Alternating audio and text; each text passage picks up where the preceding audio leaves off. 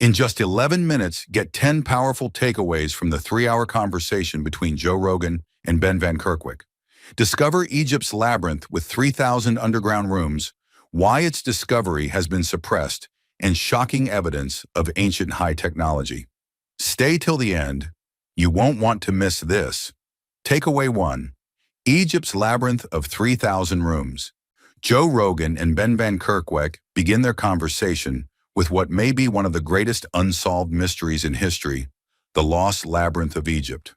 Ancient writers like Herodotus and Diodorus describe this underground structure as containing 3,000 rooms spread across multiple levels. Some of the rooms were massive open courts with as many as 40 columns on each side.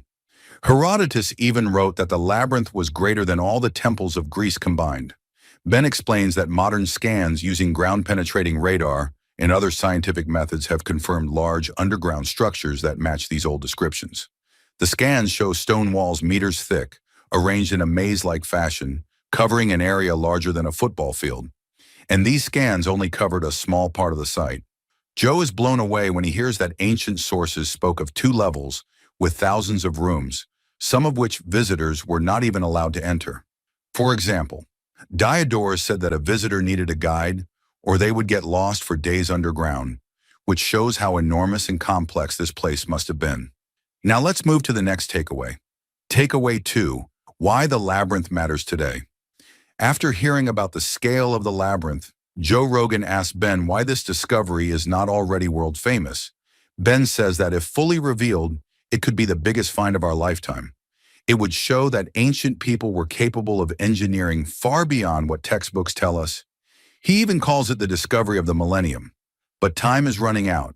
The water table is rising at the site, and groundwater is slowly eating away at the upper levels. Ben warns that if action is not taken soon, much of the structure may be permanently lost.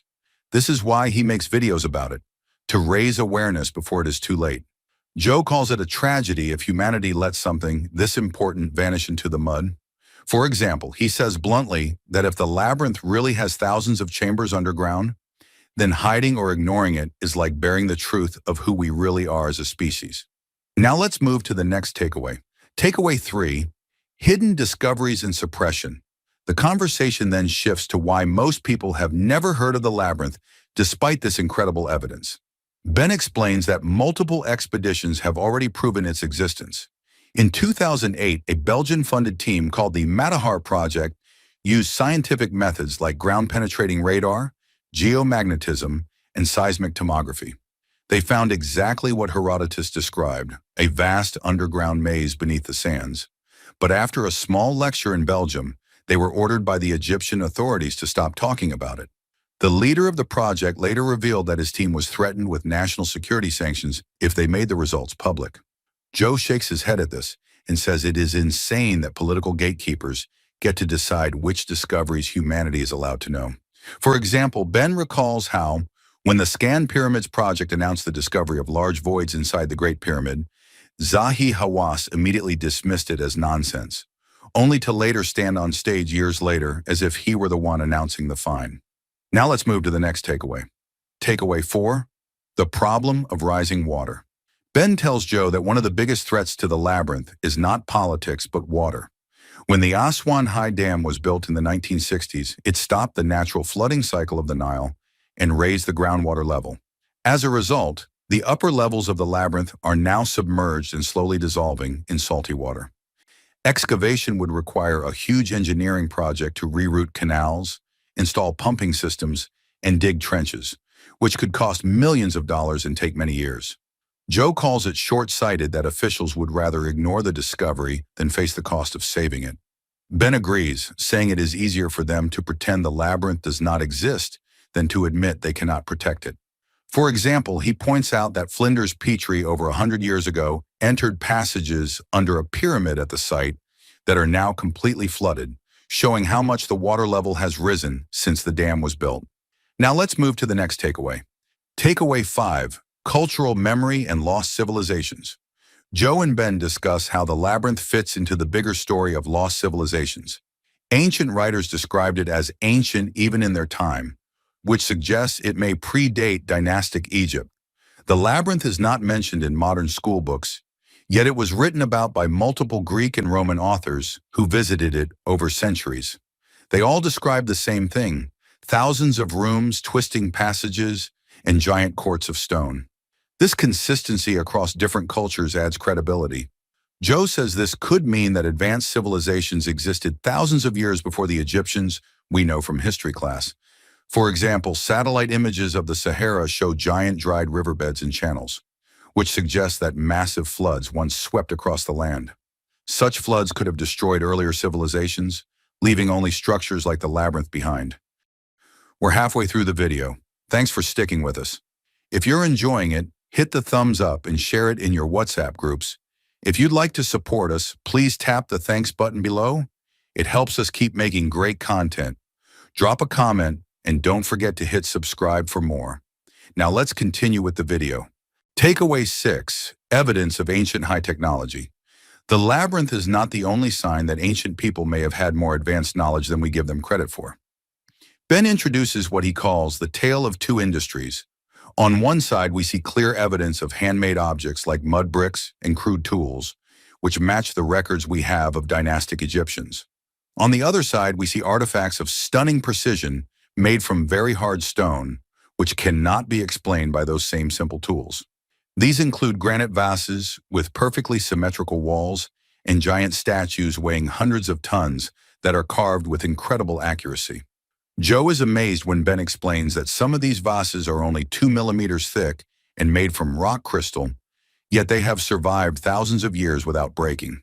For example, Flinders Petrie once described a diorite vessel so thin it was like the thickness of a playing card, something impossible to achieve with primitive copper chisels.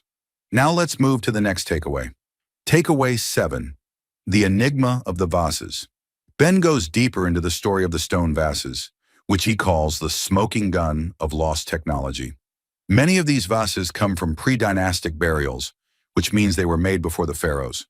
Modern laser and CT scans show that they are within thousandths of an inch in circularity and symmetry, the same level of precision we need for jet engine parts today. Some even display advanced geometry, such as the golden ratio. The mystery is not only how they achieved this precision, but how they carved hard materials like granite and quartz into such thin and flawless forms. Joe cannot believe it when Ben explains that the handles on some vases show no drop in precision, even though making them should have required a tool change that normally introduces error. For example, in modern times, this could only be done with a 5-axis computer-controlled machine capable of cutting complex shapes in one pass. Now let's move to the next takeaway. Takeaway 8. The role of new technology. Joe is fascinated by how modern science is finally catching up to these mysteries. Ben explains that tools like muon detectors, ground-penetrating radar, and satellite imaging can now reveal what is hidden underground without digging. These methods are already used in industries like oil exploration and military defense, so their accuracy is proven. One British company adapted submarine tracking technology to scan Egypt and found a 40-meter-long metallic object buried inside the central chamber of the labyrinth. Joe says the idea of a massive metal object underground is wild and could change everything we know. For example, the company Merlin Burroughs was originally using this technology to detect submarines by reading ripples on the ocean surface, and now that same method is exposing ancient secrets beneath the desert. Now let's move to the next takeaway. Takeaway 9, skepticism of academic authority. Joe and Ben then take aim at mainstream archaeology, which often refuses to consider evidence that does not fit their timelines. Ben says archaeologists rely too heavily on written inscriptions while ignoring engineering data that clearly shows impossibilities. Joe calls them arrogant for laughing at alternative views when the truth is no one really knows what happened 6,000 years ago. He points out that unlike the Civil War, where we have photographs and documents, ancient history is based on fragments of evidence that are open to interpretation. For example, Joe recalls how Robert Schoch's theory that the Sphinx showed water erosion was mocked by scholars, only for later geological studies to support his claim that it might be thousands of years older than accepted. Now let's move to the last takeaway. Takeaway 10, the philosophical shock of new discoveries. The discussion ends with the big picture. Joe Rogan says that if the labyrinth is real, with thousands of rooms underground, it would completely change how we see ourselves. It would mean humans were capable of advanced engineering long before we believed. Ben says this is why it is the most important discovery of our time. It challenges the entire story of human civilization. Joe is disturbed that political leaders and academics get to decide which truths are shared with the world because it limits humanity's ability to understand its past. For example, if an underground city with 3,000 rooms were confirmed, school books around the world would have to be rewritten, and our understanding of human potential would change forever. Thank you for watching. If you'd like to support this channel, hit the thanks button below. It really helps us keep going. If you enjoyed this summary, please leave a like and share it in your WhatsApp groups. To join discussion about this video, drop a comment below. And for more videos like this, hit the subscribe button below.